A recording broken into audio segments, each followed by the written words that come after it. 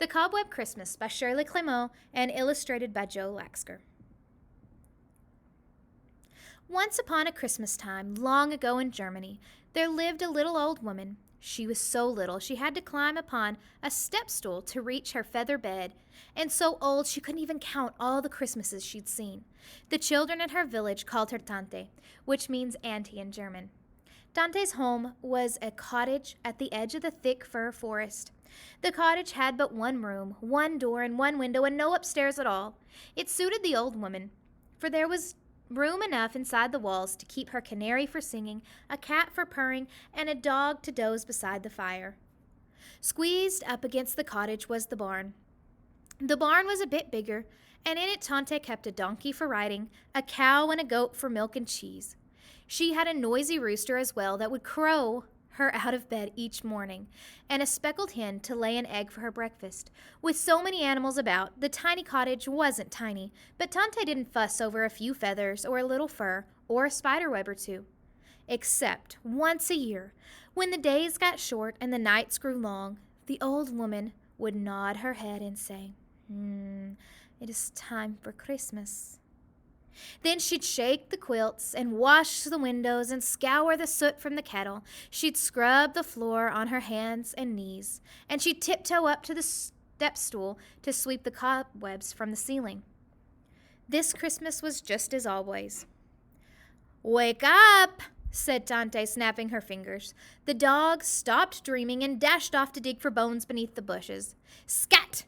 cried Tante, flapping her apron, and the cat hid under the bedclothes, and the canary flew to the chimney top. "Shoo!" scolded Tante, swishing her broom. All the spiders and each little wisp of web went flying out the door as well. When she'd washed and wiped every crack and corner of the cottage, the old woman nodded her head and said, "It is time to fetch Christmas." Then Tante took the axe from the peg in the barn and hung the harness with the bells upon the donkey. She scrambled onto the donkey's back, nimble as a mouse, and the two jogged and jingled into the forest. They circled all around looking for a tree that fit Tante's liking. "Too big," she said, of some, and crooked as a pretzel, of others. At last she spied a fir tree that grew straight but not tall, bushy but not wide. When the wind blew, the tree bent and bobbled as it curtsied to the little old woman. "It wants to go home for Christmas," Tante said to the donkey, "and it shall." She chopped down the tree with her axe, taking care to leave a bough or two so it might grow again. And they went home, only now the donkey trotted with the tree upon its back, and the old lady skipped along beside. The fir tree fit the cottage as snugly as if it sprouted there. The top touched the rafters, and the tips of the branches brushed the windows on one side and the door frame on the other. The old woman nodded her head and said, "It is time to make Christmas." Then Tante made the cookies. She made gingerbread boys and girls. She baked almond cookies cut into crescents like new moons and cinnamon cookies shaped like stars. When she sprinkled them with sugar and hung them on the tree, they looked as if they had fallen straight from the frosted sky. Next, she rubbed apples until they gleamed like glass and hung those up too. Tante put a red ribbon on the bone for the dog and tied up a sprig of catnip for the cat. She stuck bits of cheese and pine cones for the mice and bundled bits of oats and tucked them among the branches for the donkey and the cow and the goat. She strung nuts for the squirrels, wove garlands of seeds for the birds, and cracked corn into a basket for the chickens. There was something for everyone on Tante's tree, except, of course, for the spiders, for they had all been brushed away.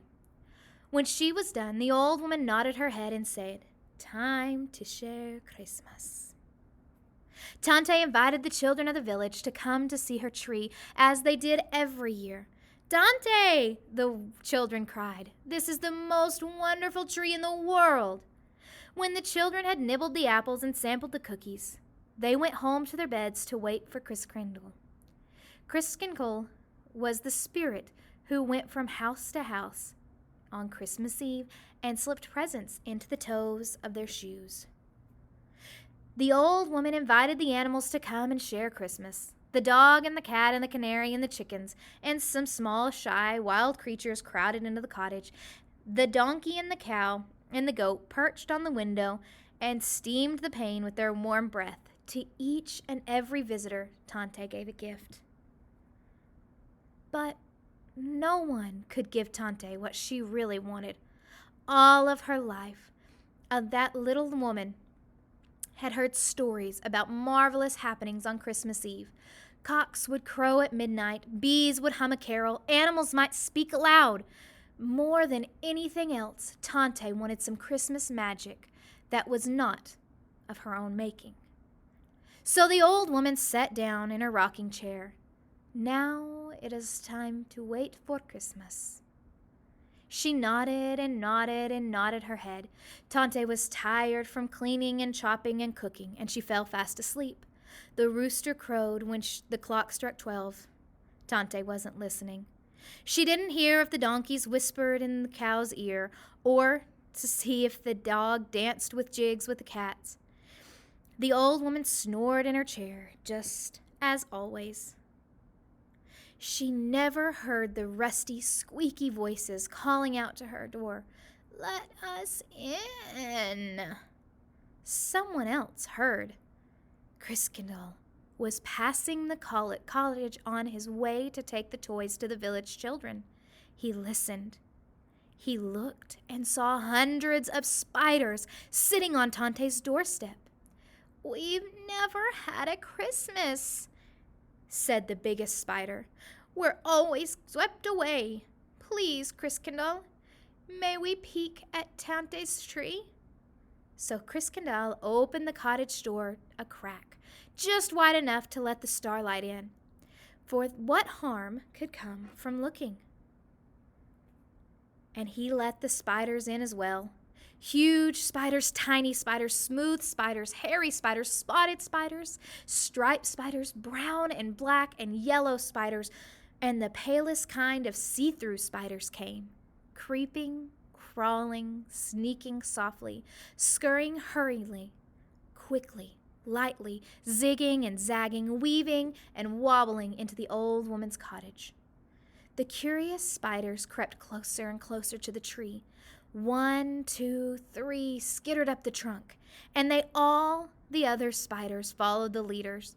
They ran from branch to branch, in and out, back and forth, up and down the tree. Wherever the spiders went, they left a trail behind. Threads looped from limb to limb, and the webs were woven everywhere.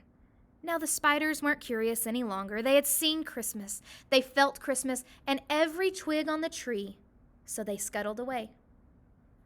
When Chriskindall came back to latch the door, he found Tante's tree tangled with sticky, stringy spider webs. He knew how hard the old woman had worked to clean her cottage.